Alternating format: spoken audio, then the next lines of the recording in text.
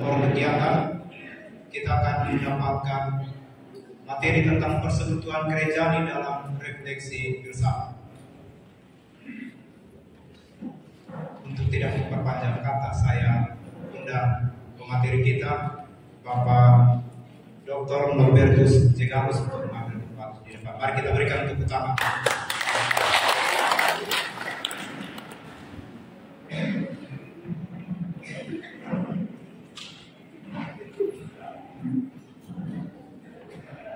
Sama mungkin banyak yang berpikir ini satu hal yang sulit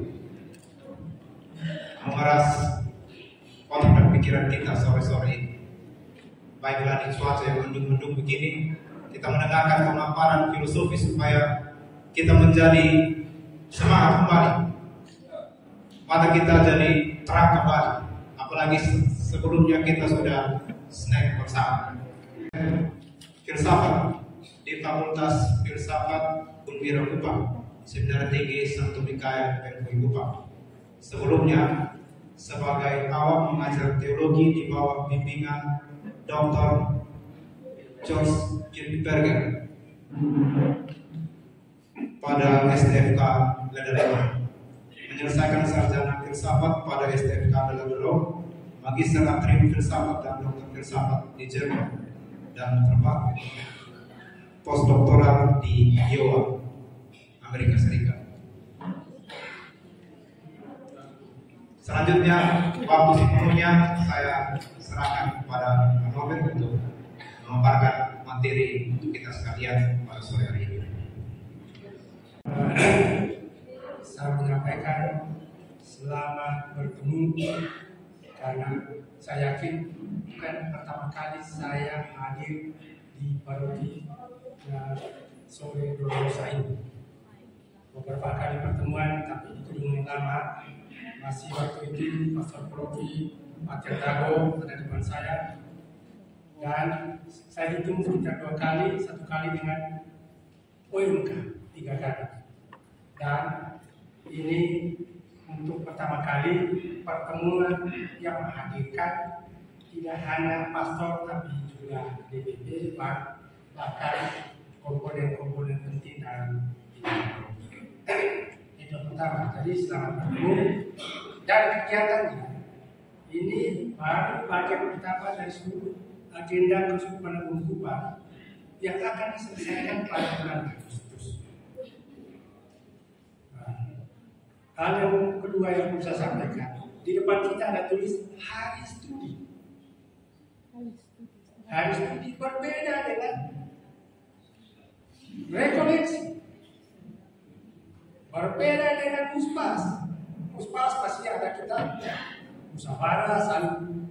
Hari studi itu adalah hari di mana kita studi melakukan pembelajaran, ada pandangan atau materi yang menyenangkan kita, tapi ada juga materi yang menggigit kita untuk membuat kita hidup.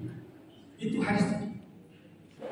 Dan materi saya baru kali ini Keuskupan Agung Kupang memberikan tema kepada saya. Saya sudah 33 tahun mengabdikan diri di Fakultas Filsafat Seminari Tinggi Kupang. Sebagian besar 89% pastor yang ada di sini adalah mantan pengusaha. Dan baru kali ini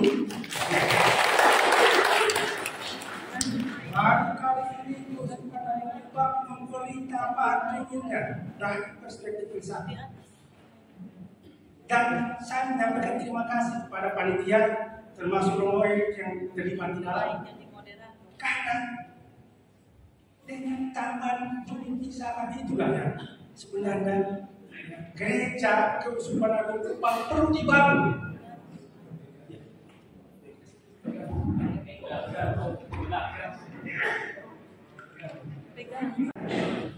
Menurut saya, gereja sungguh-sungguh mau menanggapi situasi yang sedang dan akan kita hadapi ke depan.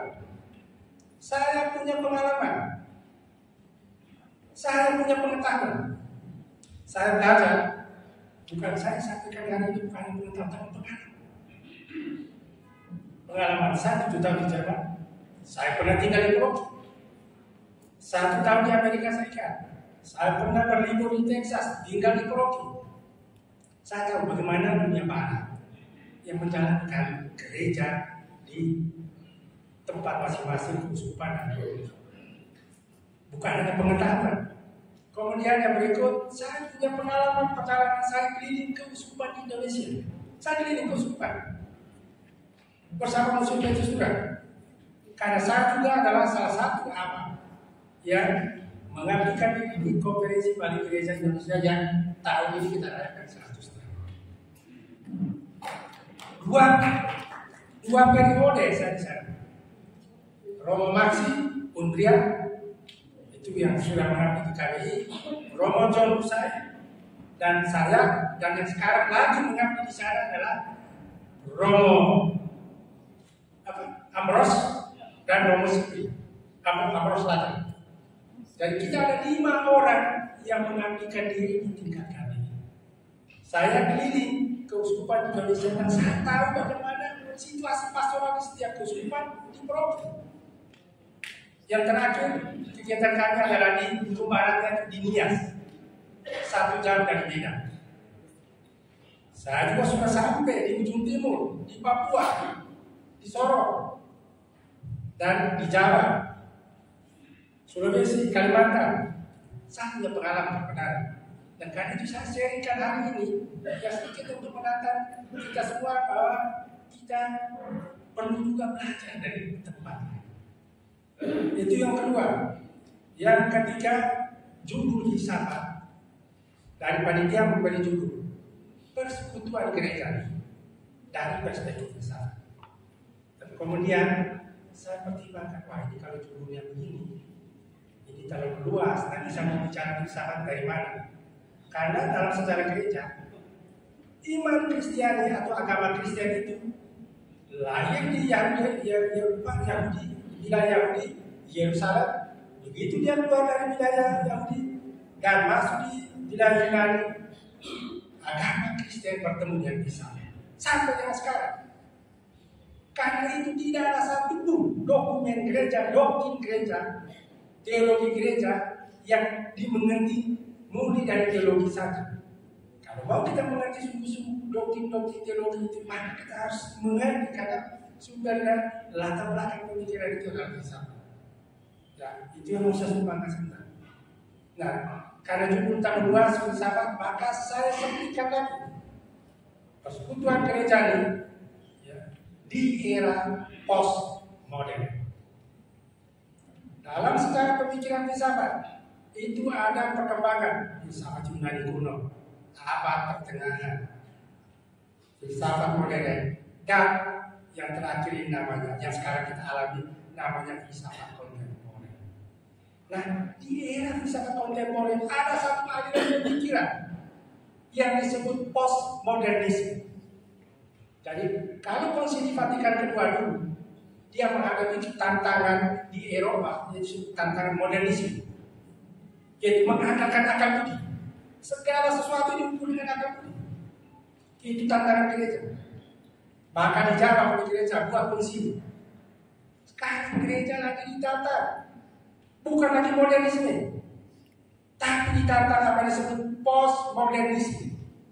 Apa itu postmodernisme? Jadi saya harus bicara ini karena tadi Romo Vincent kembali lagi meminta para jangan lupa tegaskan dengan serius kepada umat pastor tentang postmodernisme dan ada satu istilah lagi nanti post-truth.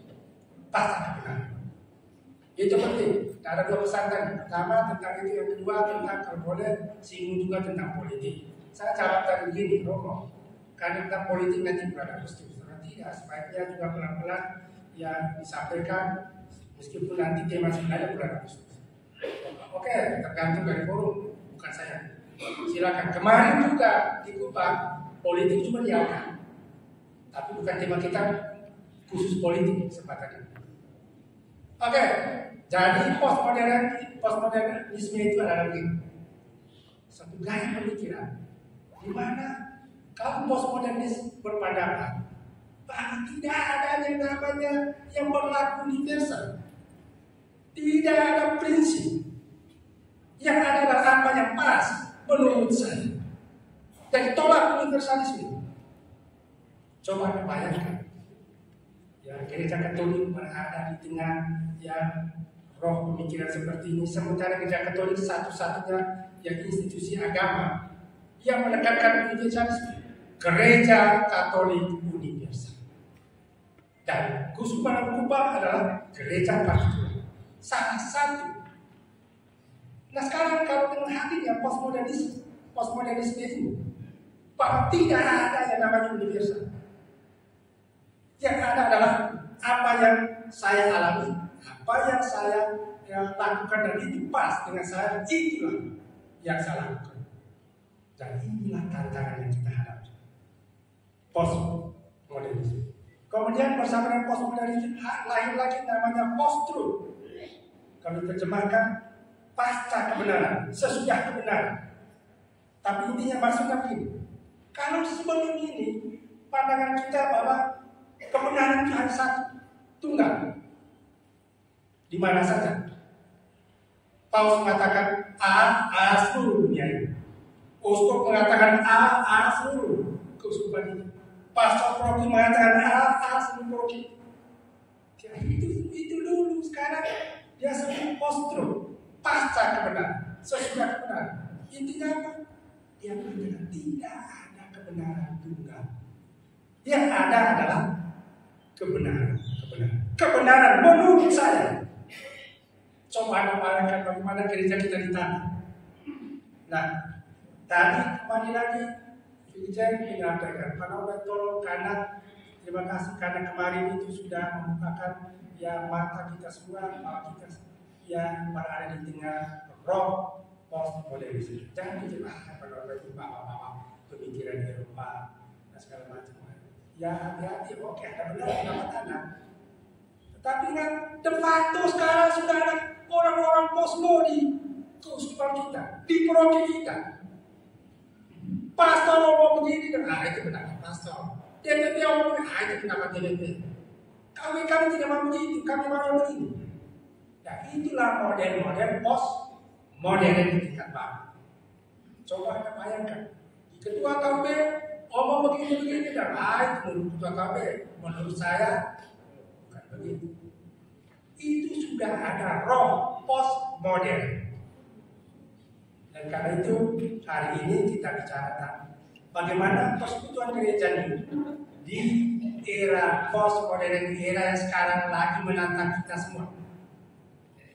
Jadi kalau presiden ngomong tidak otomatis 300 juta orang Indonesia akan setuju bisa saja setengah mengatakan tidak. Ini bukan A, B. Gubernur mengatakan A, 4 juta orang tidak otomatis. Yang mengatakan itu menurut gubernur. Menurut kami TTS bukan begitu. Itu gaya pemikiran postmodern. Itu gaya pemikiran post-truth. Jadi pasti kami mengatakan itu baru. Sama sekali tidak baru yang ada terminologi.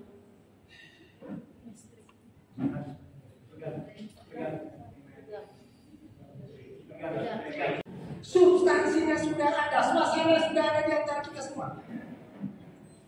Kalau pastor mengatakan tadi sudah contoh dan itu semua ditata oleh umatnya, ya bisa saja ada benarnya umat menolak, tapi bisa saja karena umatnya sudah punya semangat kosmos, sudah punya semangat post. Ya, coba bayangkan, gereja Katolik bisa runtuh. Satu-satunya institusi agama di dunia di muka bumi ini yang memiliki kesatuan yang sangat kuat di seluruh dunia. Satu-satu. Tapi satu-satunya ini bisa berubah. Semangat kosmo kalau sudah mulai dari sesuai yang jauh dari Eropa, itu ini anak tantangan yang tidak lain. Sedikit saja karena saya yakin Romo Herman harus sudah menjelaskan karena dia teolog. Saya bukan teolog, tapi saya tahu, saya gambarkan secara singkat bagaimana ajaran gereja. Yang pertama, persekutuan kendala. Romo, saya kembali lagi. Romo Vijay kali tekankan, Pak tolong seperti kemarin bicara tentang gereja umat Allah dan gereja umat, tolong supaya seluruh hari harus mengerti. Jadi pembicaraan paling inti kami, fungsi di Vatikan kedua 62 sampai 65 yang dihadiri oleh 5.000 uskup, hadir juga uskup kita dari Indonesia, merubah wujud dan hakikat gereja. Kalau dulu gereja itu adalah urusan para kaum tertaris, gereja hierarki. Kemudian berubah, gereja ini kita semua. Saya gereja, Romo Erik sekretaris uskup juga gereja. Itu semua. Nah, ada satu istilah yang dalam pengamatan saya dan akhirnya saya harus jelaskan itu, yaitu orang mencampur baurkan antara faham gereja umat Allah dengan faham gereja umat. Ya, paroki Santa Dolorosa ini itu adalah paroki. Saya tanya siapa pendiri paroki ini? Siapa bisa jawab? Spontan. Pendiri paroki ini? Ya. Siapa bisa jawab? Umar. Oke, siapa lagi? Roh Kudus. Siapa lagi? Oke. Ingat eklesiologi tentang gereja kita. Pendiri gereja Santa Dolorosa di Osoi ini adalah Kristus. Begitu gereja ini dihabiskan, di situ Kristus sudah yang ada. Kepemimpinan Kristus di paroki ini diperagakan oleh kaum tertabis. Dalam hal ini sekarang ini adalah Romo Alo. Jadi Romo Alo, bahasa teologinya in persona Christi, ya adalah Kristus.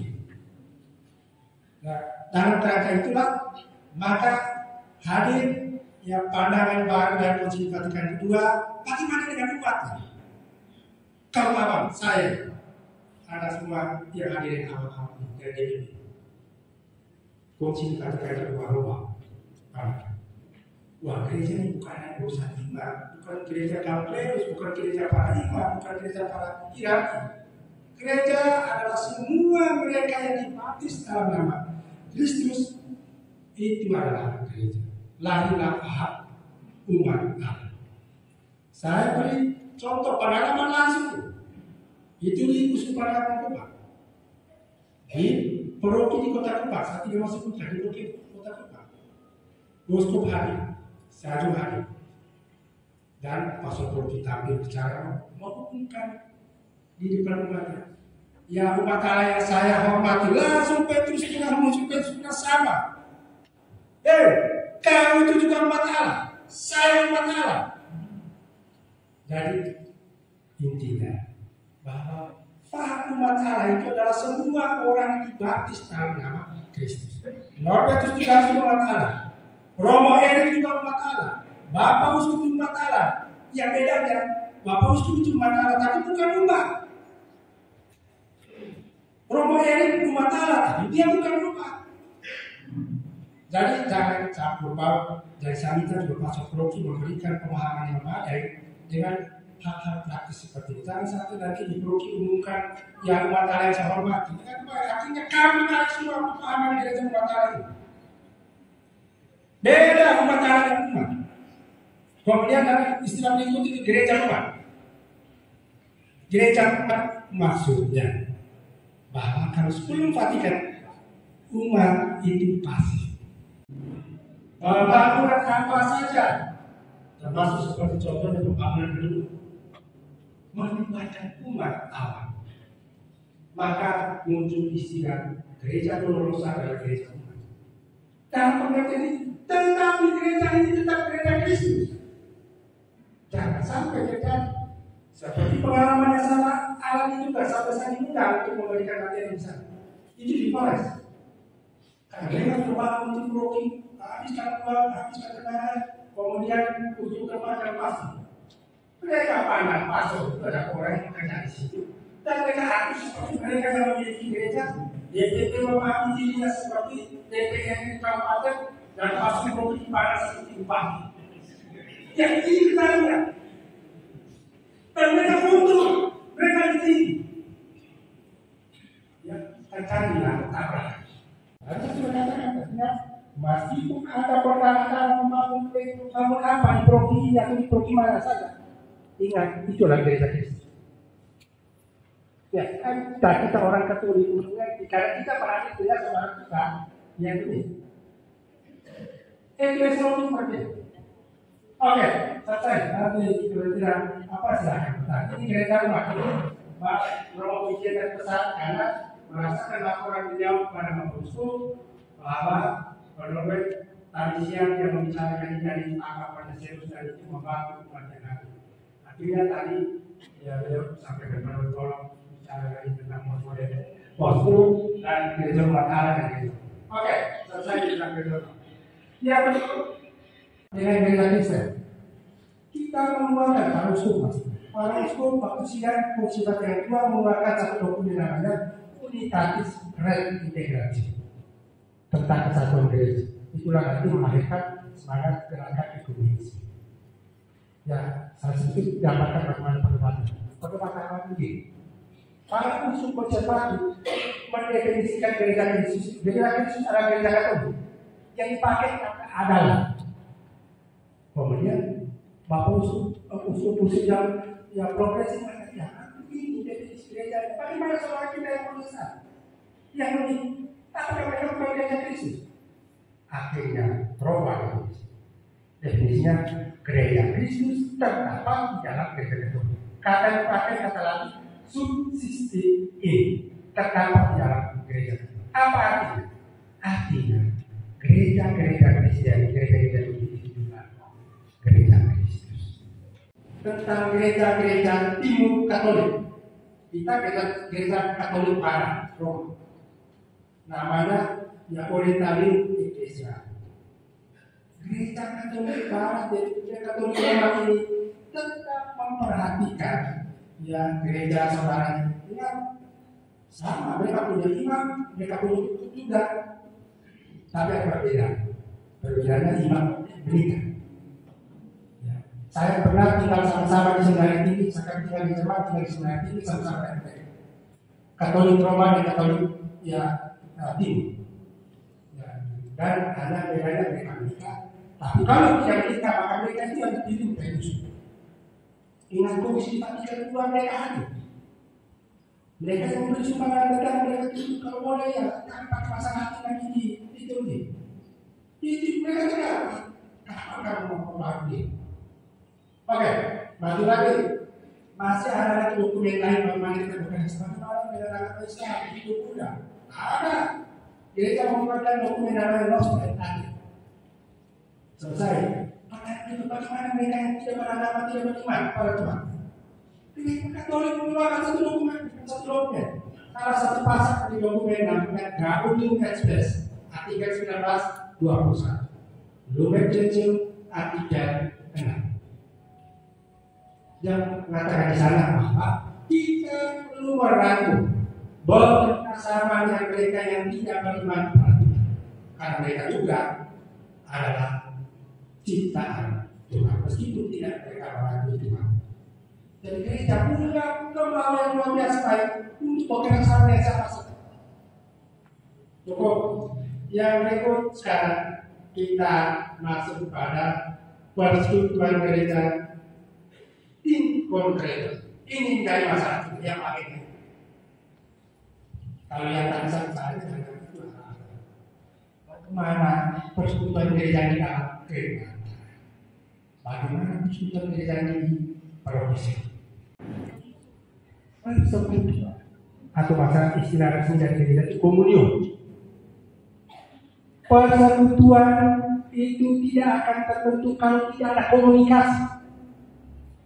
Saat ini saya lagi berkomunikasi dengan Ada mendengarkan supaya kita memiliki pengetahuan yang sama, pengetahuan yang benar tentang persekutuan.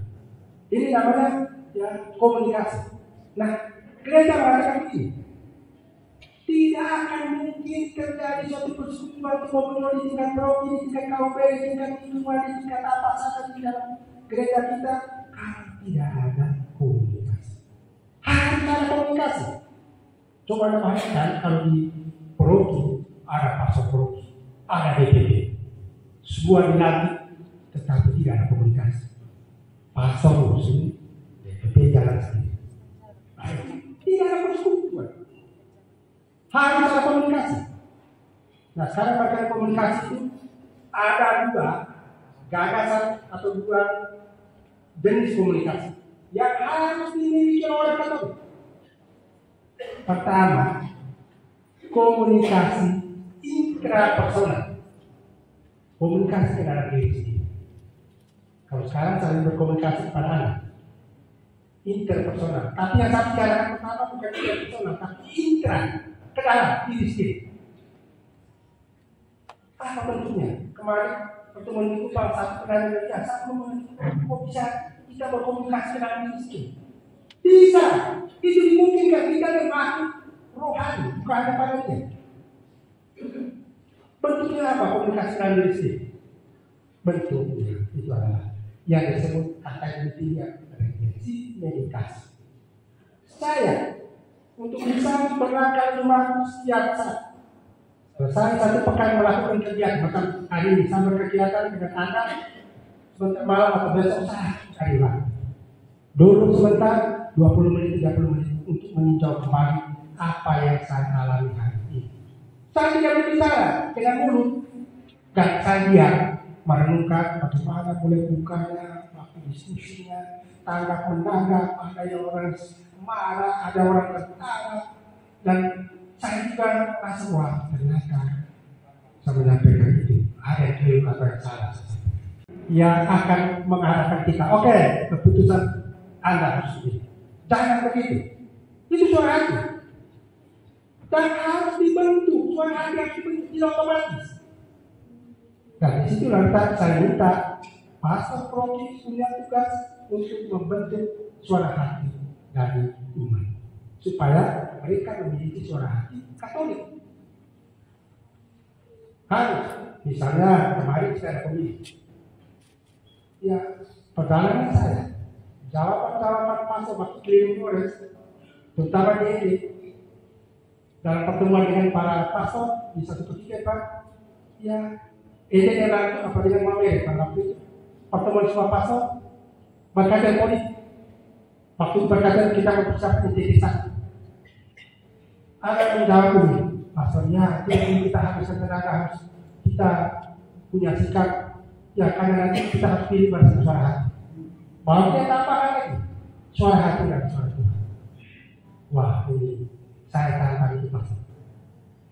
Bahwa ya, dia tidak akan tahu bahwa saya itu dengan saya jadi tapi saya minta menjelaskan di mana diajarkan bahwa suara hati itu sama suara Tuhan. Di dokumen mana? Kalau tidak dokumen atau kuliah. Berbuka suara hati sama suara Tuhan. Ya, perlu hati-hati jangan menyederhanakan persoalan politik seluruh umat supaya mereka pilih yang clear. Karena suara hati bisa clear. Bisa benar, bisa clear. Karena itu memang pantas untuk mewakili saya. Suara hati harus dibentuk. Tidak otomatis. Dan itu tugas pastor Proki. Dari apa? Waktu pertemuan di sini akan mengarahkan pastor-pastor dan mengarahkan persoalan tentang suara hati dengan itu harus suara Tuhan dan selesai urusan dia dengan umat supaya beri kesempatan. Ini berbahaya. Oke, kalau pastor ngomong pilih suara hati, oke, tapi suara hati harus betul supaya tidak clear. Itu berkaitan dengan komunikasi. Yang ada beberapa level, bukan level. Level pertama ada komunikasi dan mulut ke mulut. Seperti tadi saya katakan, selamat sore, selamat bertemu. Selamat sore, Pak. Apa kabar? Aku jawab sekolah juga. Baik-baik. Ini yang disebut komunikasi dari mulut ke mulut. Levelnya sangat rendah. Kalau komunikasi macam ini dengan bahasa basi. Kalau saya tanya apa kabar, saya tidak punya maksud yang sungguh-sungguh untuk cari tahu baik atau tidak? Kalau dia baik, masa dia apa? Kan memang masalah. Kalau nggak baik, masa dia akan tidak masuk? Tidak, ya apakah baik? Oh, selesai. Ini namanya komunikasi. Tapi ketemu. Komunikasi lebih yaitu komunikasi dari kepala ke kepala. Itu yang disebut berdiskusi atau mengatakan ilmu pengetahuan. Berdebat ya berargumentasi. Satu mengatakan, oh pemilu itu adalah perwujudan demokrasi. Satu karena kecewa dengan aku kan pemilu itu bukan perwujudan demokrasi. Pemilu itu perwujudan manapun satu sampai kuasa. Berdebat. Ini namanya komunikasi dari kepala ke kepala. Argumentasi nasional. Tapi satu lain yang beda komunikasi. Komunikasi dari hati ke hati. Ini lebih penting. Ya komunikasi ya antara 2 atau 3 orang, 4 orang, di mana mereka mengungkapkan pengalaman mereka, keprihatinan, kegembiraan, cita-cita mereka dibagikan satu dengan lain. Itu levelnya. Pengalaman hidupnya diterangi oleh ya kita suci atau dalam gereja, akhirnya membawa dirinya dari orang yang mendengarkan dia menuju kepada yang lebih tinggi dari mereka berdua itu.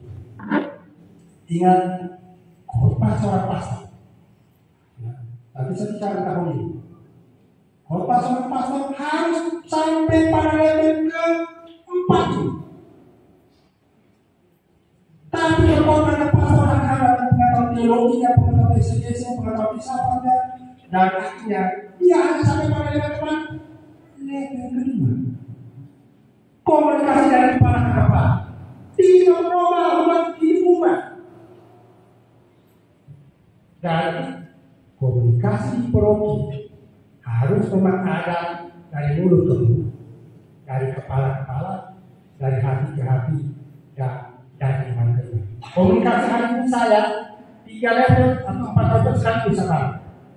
Saya bukan dengan level dari mulut ke mulut. Selamat sore. Saat tinggal di paroki, saya tahu bagaimana kehidupan paroki. Ya, pengalaman terakhir di Amerika Serikat, 1 bulan saya libur di Texas, di paroki mana ada pastor dari Indonesia. Saya tahu bagaimana mereka dipimpinnya bekerja. Pada negara Amerika Serikat itu negaranya sangat modern. Tapi apa yang luar biasa yang saya bisa tunjuk? DPP saya di Indonesia ini masih kalah jauh. DPP-nya bekerja luar biasa, sangat mendengarkan satu sama lain, terutama dia dengar. Karena yang pemimpin paroki itu adalah Kristus dan kepemimpinan Kristus diperagakan oleh pastor. Mereka dengarkan pastor. Apa yang saya tahu? Karena Amerika Serikat itu sangat liberal demokrasi. Tapi mereka tahu bahwa ini adalah gereja. Ini yang saya ingat Pak. Jadi saya ingat di paroki 4 level ini perubahan. Kalau level perkembangan paroki itu hanya satu pada level kedua, menurut saya belum apa-apa berjalan. Perlu dibangun sampai level itu. Yang berikut rencanakan itu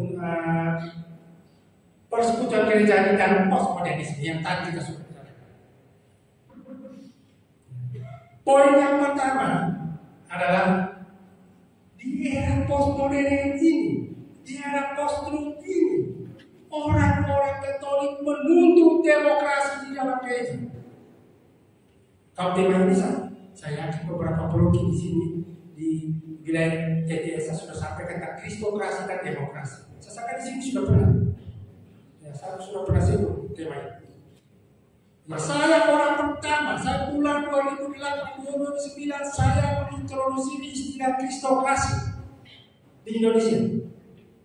Saya tahu dari Jerman, karena di Jerman itu sudah dipakai dan itu berasal dari Joseph Ratzinger yang kemudian jadi paus.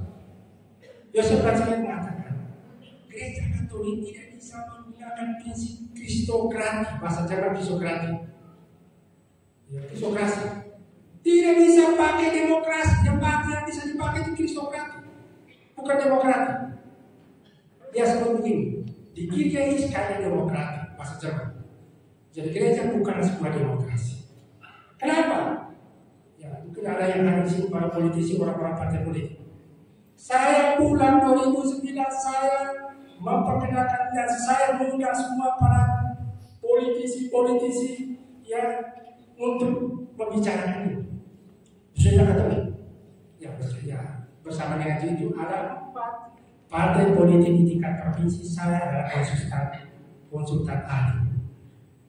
PDIP pertama, Demokrat, PKB, Nasdem, minus Golkar. Minta maaf, bukan ada yang dari Golkar sini. Minus Golkar, bukan satu cik Golkar, bukan. Ya, mereka ada lihat menggunakan saya, aku selalu halangi. Saya menjadi konsultan ahli mereka. Setiap kali kegiatan 3 provinsi pasti saya diundang untuk bermateri tentang demokrasi. Karena saya punya pengetahuan, saya punya pengalaman, dan saya akhirnya pernah diundang menjadi pemberi materi di tingkat nasional untuk pendidikan pelatihan DPRD se-Indonesia 2 tahun. Omong tentang optimalisasi yang peran legislasi DPRD 2 tahun. Saya sudah punya pengalaman bagaimana menghadapi para politisi. Oke, kembali lagi, gereja kita tidak bisa menggunakan demokrasi. Kenapa? Karena demokrasi dari 2 kata, demos rakyat, krati itu kekuasaan rakyat. Itu artinya legitimasi kekuasaan datang dari bawah. Sementara dalam gereja, legitimasi kekuasaan bukan dari bawah, dari atas, dari Kristus. Karena itu, Benediktus, Yosef Ratzinger menggunakan istilah kristokrasi, kekuasaan Kristus, bukan kekuasaan ilahi. Bukan kekuasaan umum. Jadi kalau gagasan kristokrasi ini saya sudah perkenalkan dan sudah membantu kesulitan kusupan Luther. Mereka ada 4 waktu itu berkaitan dengan kasus tadi saya contohnya mengusir pasal. Contohnya sampai liturgi Katolik diakui oleh saudara-saudara kita semua. Satu-satunya liturgi yang begitu luar biasa. Apa luar biasa? Satu sama seluruh gereja Katolik di dunia. Di mana saja. Itu luar biasa. Karena itu Vatikan tetap mempertahankan liturgi Romani. Ya. Kesadaran. Dan kemudian yang kedua, berkaitan liturgi. Kemarin saya bicara tentang teologi liturgi. Karena tampaknya juga baik kaum Katolik maupun kaum Katolik masih ada salah paham tentang seorang imam memimpin misa. Romo Yusni memimpin misa. Ini saya sampaikan berkaitan dulu waktu saya menjadi asisten teologi umat di Negeri. Saya menjadi asisten mulai tingkat 2. Tingkat 2 susun asisten dosen. Ya. Waktu itu berkaitan yang menerjemahkan in persona Christi adere kata Latin. Itu istilah teknis susah diterjemahkan. Patrick sebagian mengatakan, normal kita menerjemahkan bagaimana dikata. Akhirnya waktu itu kita bicara, kita terjemahkan wakil Kristus. Tapi kesulitannya, apa kesulitan? Memang ada beberapa buku menggunakan wakil Kristus. Apa kesulitan? Kesulitannya, wakil dalam konteks sosiologis Indonesia menggambarkan ketidakhadiran orang seharusnya. Kalau hari ini yang diundang Bupati TTS, tetapi sambutan Bupati dibawakan oleh wakil Bupati oleh sehingga mewakili Bupati, artinya Bupatinya tidak hadir. Itu istilah wakil dalam konteks sosiologis Indonesia. Sementara dalam gereja disebut wakil. Kalau Romo Yusni memimpin misa, dia adalah wakil Kristus. Ingat, tidak berarti Kristus tidak hadir. Akhirnya waktu itu sudah. Kalau kita terjemahkan persona Kristus itu, kita terjemahkan Allah pribadi Kristus. Terjemahkan dulu singkat. Jadi seorang imam memimpin misa, dia memimpin misa dalam pribadi Kristus. Itu artinya apa? Dia menggambarkan, memperlihatkan Kristus yang tidak kelihatan. Tapi Kristus ada. Beda dengan tadi istilah waktu kita. Wah, itu sudah luar biasa. Bahkan ada sampai kalau saya merasa ada pacar pertama. Ya, menyedihkan. Pastor tidak pernah sentuh ini. Yang dibuat adalah seperti di gereja mutiara kami di Kupang. Selamat rohani itu membuat juga permintaan si pria dan si laki-laki. Oh, mau cinta kasih, tapi tidak boleh ngomong begini. Ya, apa jadinya? Ia menjadikan ini adalah murni seorang manusia. Karena itu kemarin itu Pak, saya peringatkan lagi kepada semua, terutama pastor. Ingat prinsip khotbah dan betul. Kita masih di sini. Ya, kalau ada mampu mungkin jadi predikatio verbi divini, es verbum divini. Kami kita coba akan secara lurus adalah yang perkataan pembacaan ya sabda Tuhan adalah sabda Tuhan, atau mungkin bicara begini, khotbah adalah sabda Tuhan. Hanya sejauh khotbah itu berdasarkan wahyu ilahi, sabda Tuhan, bukan wahyu manusia. Tidak boleh menjadi verbum bukan. Kalau Anda nanti baca direktur tentang penghayatan imam dan hidup para imam, di sini dikatakan ingat, di situ imam memang punya kebebasan. Jangan salah gunakan kebebasan. Tapi saya tidak mengkritik mereka. Saya kemukakan ini mau menggambarkan bahwa sekarang lagi ada gaya kosmo. Imam-imam kita merasa itu apa? Kalau buat yang dikatakan buat dengan mau buat yang lucu, malah ada. Ini dari Paulus, bukan dari saya. Ya jangan sampai nanti wah, kalau itu sekarang sini mau berdarah saja. Tidak, saya mencintai dia itu, mencintai Anda semua sini. Jadi ada 4 asas. Asas yang pertama dia mengatakan, pertama asas yang mengatakan waktu diusahakan pada uang. Jadi manusia itu berada dalam waktu dalam uang. Kita ada dalam uang. Karena kita ada makhluk yang berbeda. Ada jasmani. Kita juga ada dalam waktu. Sebentar lagi selesai bicara. Ada dalam waktu.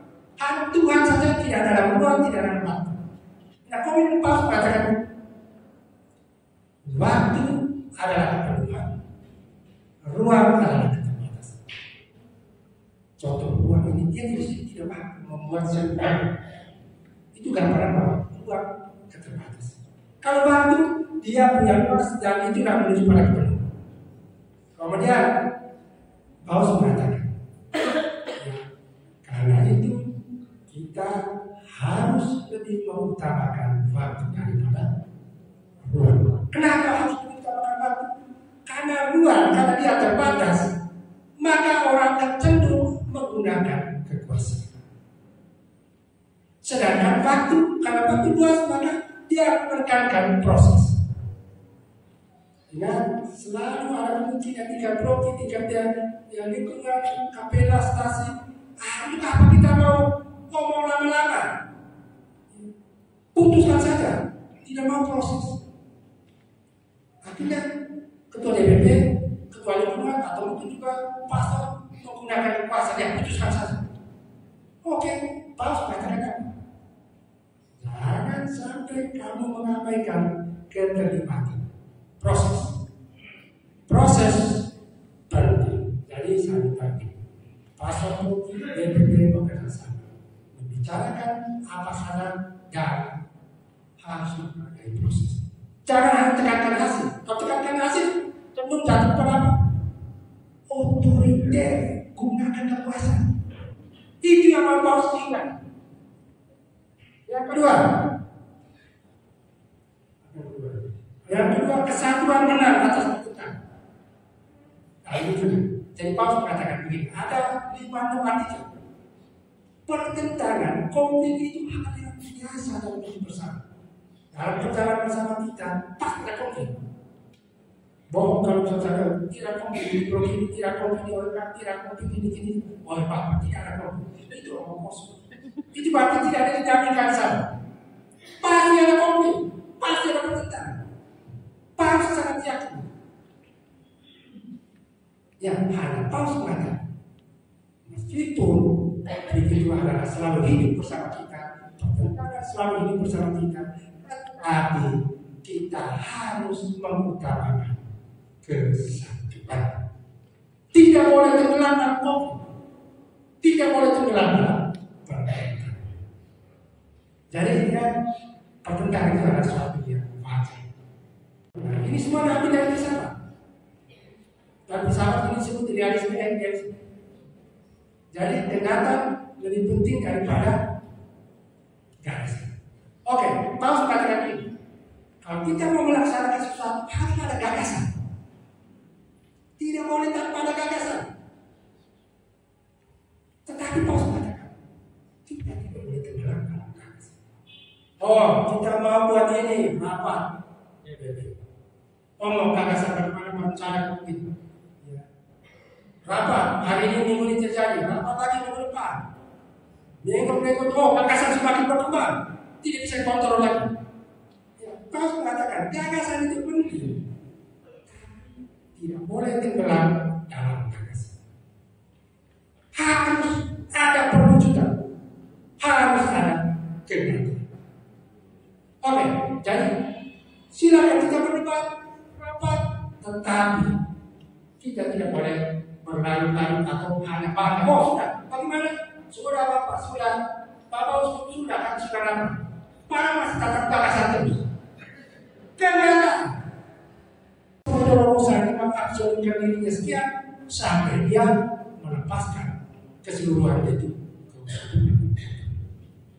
Jadi demikian saat nanti kita berdiskusi. Terima kasih. Panggilan luhur.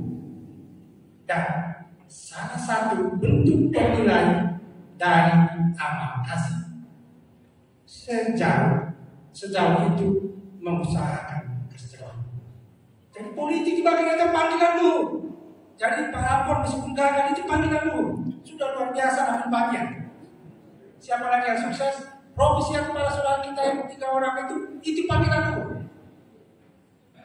Nah, perkataan ini mungkin ada masih. Datang Anda karena mencintai Anda, bukan karena membenci Anda. Dan kita, karena saya orang sama dengan Anda berjalan bersama, saya berani mengatakan, saya tidak dalam posisi tidak sedang membenci Anda, membenci pasok-pasok di wilayah, tapi mencintai mereka semua, supaya tidak tenggelam di dalam bahaya postmodernisme dan postum. Jadi demikian gereja Katolik tetap gereja Katolik. Terima kasih.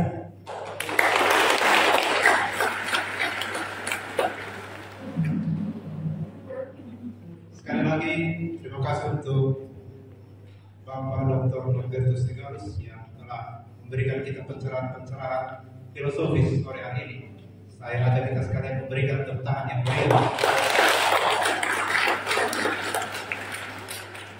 Kalau ada yang masih bingung tentang filsafat, tidak apa-apa. Itu awal dari filsafat.